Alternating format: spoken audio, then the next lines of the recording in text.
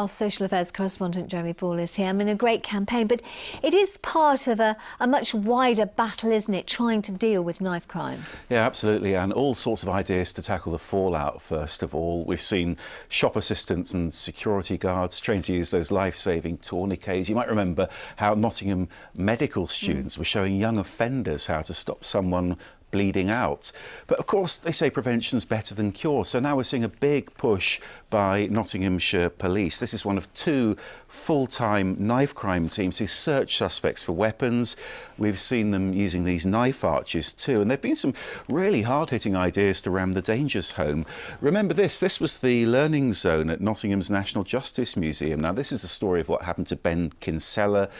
It was targeting very young children. They were even taken into an old cell to hear an inmate's story, and this was really about deterring them from ever trying to carry a knife for protection.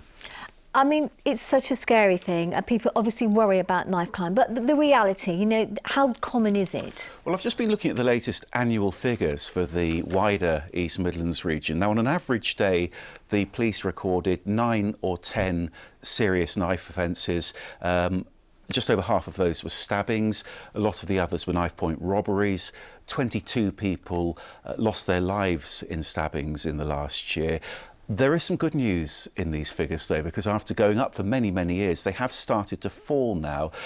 Obviously, that's partly because of the COVID lockdowns. People weren't out on the streets, but Nottinghamshire Police are convinced that there's something much more going on here, because you remember Nottinghamshire used to be a knife crime hotspot. Yeah. Well, now Nottinghamshire's knife crime rate is well below average, both nationally and regionally, and these figures, I think, do suggest that that prevention work is starting to make a real difference here. Well, that's good news to end on. So, Jeremy, thanks very much for that.